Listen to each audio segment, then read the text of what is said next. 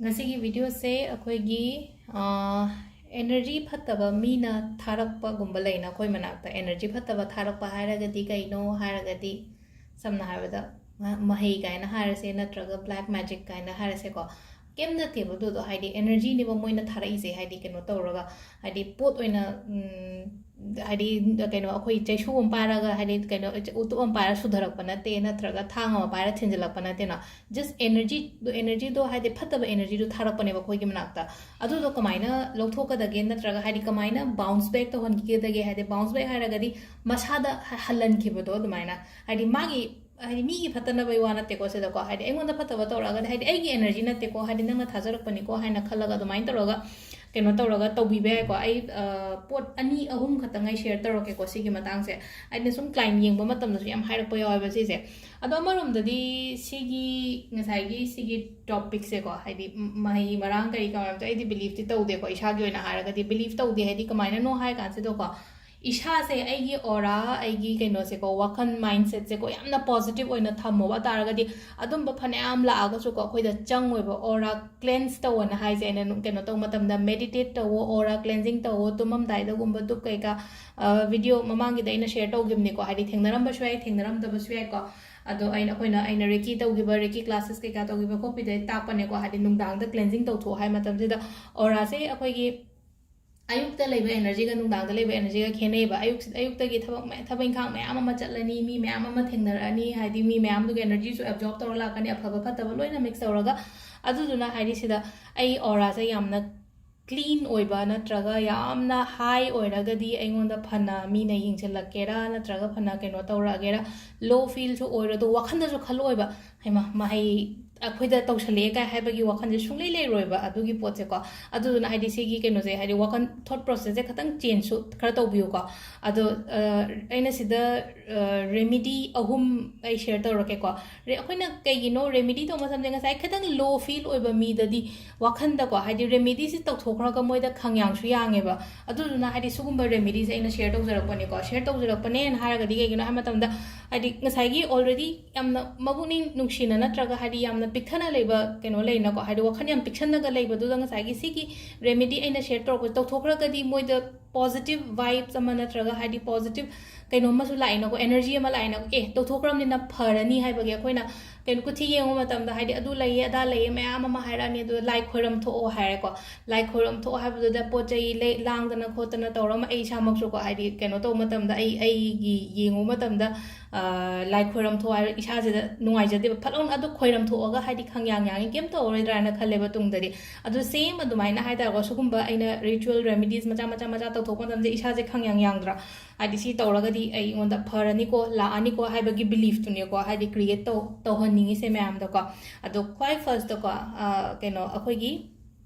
mustard oil से को mustard oil and हारगदी अच्छा थाउ से रिफाइंड ऑयल नते को हंगाम थाउ से को खितंग सिदा इन लौरे को हाइडी सी से कोइनो को रिस से दो को तयो बसाई तरोगा सेम अनि मक साइड को अदुगा रब तो was माइना सिगी पोट से माइना रब तो मतम से को वाखन से खल्लो हाइडी आइंगोंदा नंगना थारा इदो को हाइडी कनानो कइनो दि सोमने ना खंबिरमनी को aigi energy na te ko si je aigi na te aduna thara iba mi tu da han gi chanu ko haina du maina khan bi ba si da ko adi revenge na te ko si je revenge na te adi aigi ne ha ba aigi na ta ba po to kai do we aina loction do no ko adun maina wa khan je da khan bi ba aigi en si da thara iba energy je aigi da mak ta na te ko adu na adi thara iba mi du da nang on da dum nang dum lo joro na traga nang on da dum han jagro ha ba yo khan da ko so maina rap to bi ko si se adum yamna kan ba ko wa khan da ga le na ko akhoi nuaite ha nungti gi tawba yai na traga every saturday gumba kai gumba to bibe ko sima lere ko khoi first ko koina to wada base haidi keno tawraga mustard oil se rub to bose ko ado mathang da mu amaga ama nium ga lere ko ai haipetang dum share to ramage sima di nungti gi tawra shwai ko khara keno tawraga de nungai ta ba yamna nungai ta ba ga lere ga di ko nungti gi tawba yai sing glass ama lobiro ko sing glass da thumse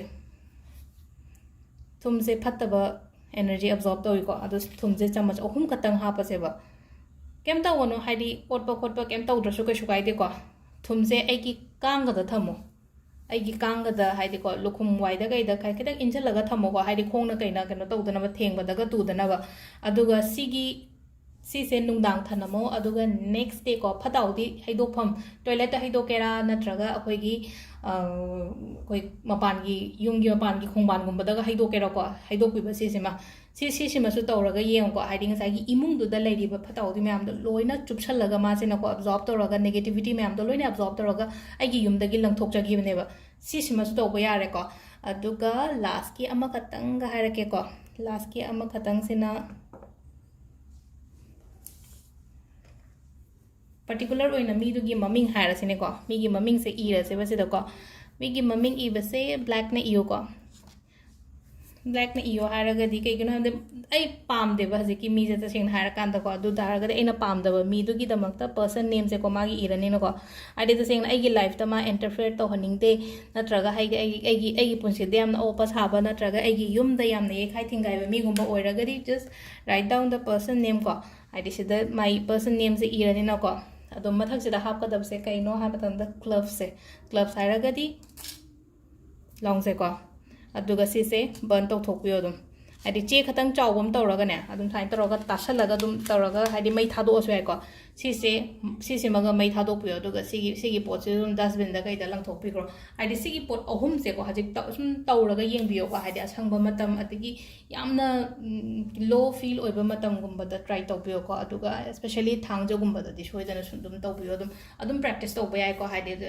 सिगी ritual remedies ma'am से practice तौरिंगे अखोइदा कइनो तौगनी बा आइना तौजरिंगे manifestations काइना हायरसिन को manifestation अदुम तौवेना हाइदि आइना अदुम खंबदा हाइदि मी अनंबना याम तौवे अदुगा manifestation के result से अदुम positive so अदुम लाइको आई सामोसु याम तौवे को इसामोसु law of attraction से सिनबा मतमदा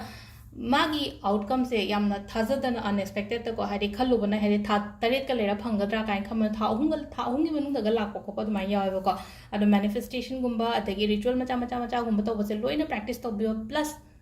होनबसु लेपिगनो को हाइदि थबा इंखांग तौबो अमा लैना को हाइदि मैनिफेस्टेशन खतंग तौरो तुमगा लेबदि यादे को अंगांगै सुंगाइरे को हाइदि लाइरिक तम्मिबा अंगांगै योइना हायरगसु को अंगांसु याम येंगी को इन सुं क्लाइन येंगपा मतमदा अदुना लाइरिक सु पाउ अदुगा सुगुंबा रिचुअल मचा फ्री ओबे मतमदा तौ को हाइदि लाइक पादना रिचुअल तौबदि यादे को अदु सिदा लेरे कोइगी ngasi की वीडियो से मैम थैंक यू